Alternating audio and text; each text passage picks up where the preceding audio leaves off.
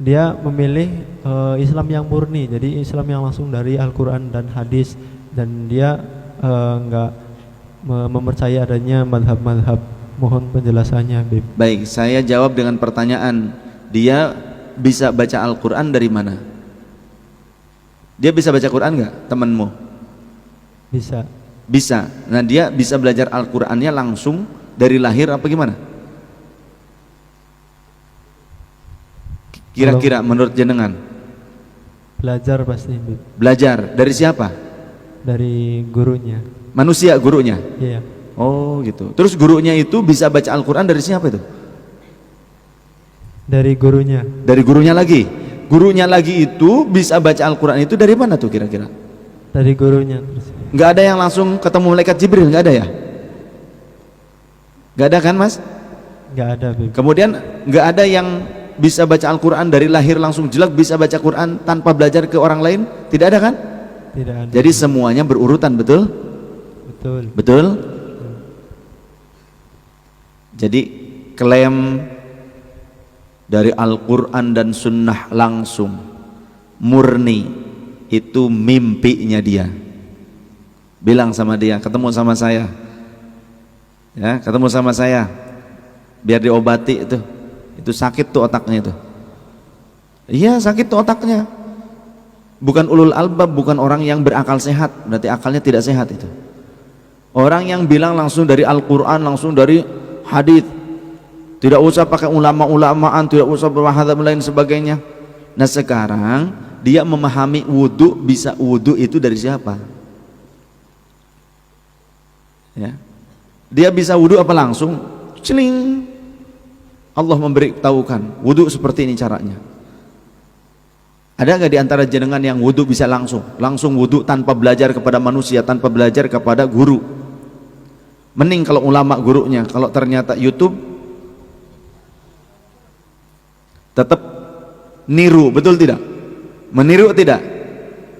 Plagiat kalau begitu. Bohong, bohong.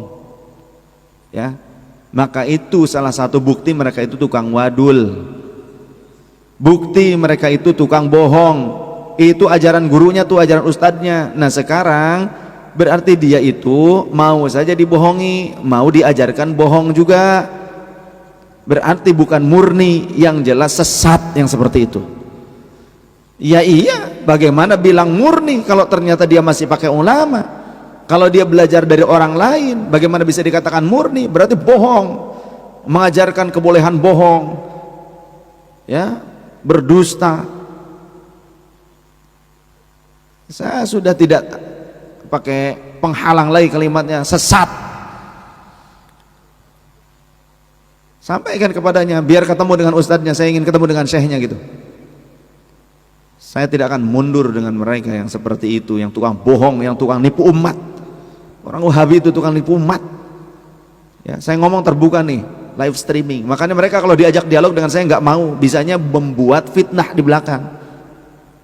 Kalau diajak ditantang dialog langsung ketemu, sok di pengajiannya siap saya.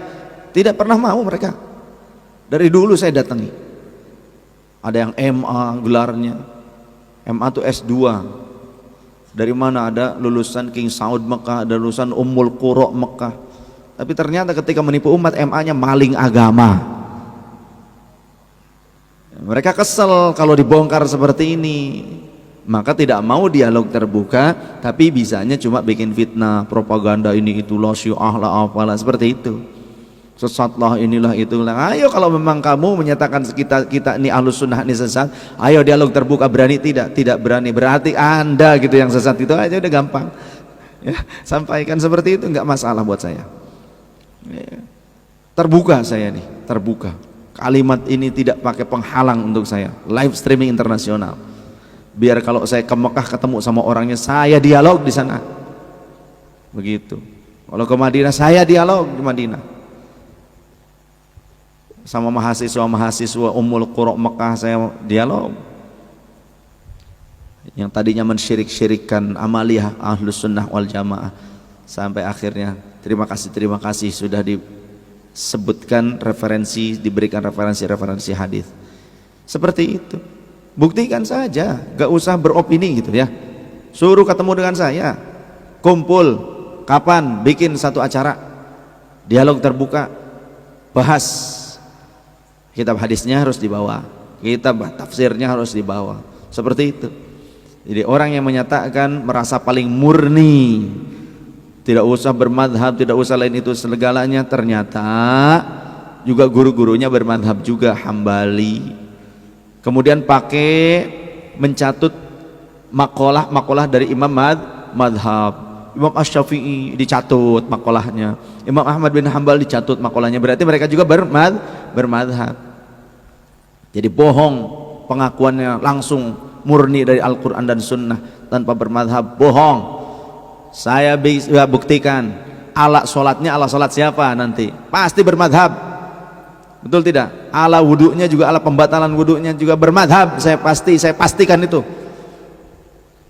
ya. Dan siapa yang berpikir imam madhab itu tidak sesuai Al-Quran dan Sunnah, sombong bener nih orang. Gak usah sama imam madhab, sama saya ayo dialog gitu aja, udah gampang lah. Ini dari dulu saya nantang, gak pernah ada yang mau. Sampai saya datang ke tempatnya, ke pengajiannya, gak pernah mau juga. Ketika saya ditantang untuk dialog di suatu masjid, saya datang bawa kitabnya, akhirnya gak jadi juga. Betul tidak? Banyak saksi ini. Kok nantang-nantang supaya tahu kebenarannya, supaya terbuka siapa yang dusta atas nama agama, siapa yang jujur menyampaikan agama. Gitu saja. Kalau pembohong, kalau diajak dialog terbuka itu nanti ketahuan, maka mereka nggak mau untuk dialog terbuka. Kalau mereka bener, ayo mau harusnya, betul tidak? Terbukti mereka tidak mau karena mereka itu takut terbongkar kebohongannya. Itu jawabannya ya. Jadi orang yang menyatakan dirinya paling murni langsung dari Al-Quran dan Sunnah, pertanyaan yang simpel, dia belajar Al-Quran, pinter membaca Al-Quran saja bacanya, itu dari siapa?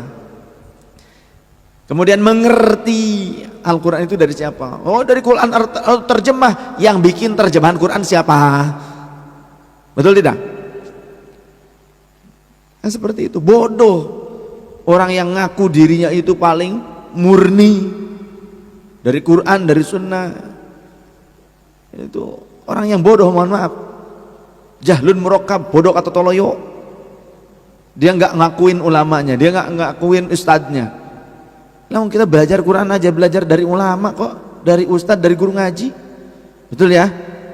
Gak ada kan yang ketemu Jibril langsung dibacakan Al-Quran? Hadis langsung ketemu Rasulullah ada nggak? Umat zaman saiki, zaman now, tidak ada. Lawang saya juga sesuai dengan sanad kok, itu aja lah. Ya, itu jawaban untuk orang-orang yang mengaku dirinya paling Qurani, paling sunnati, yang paling murni.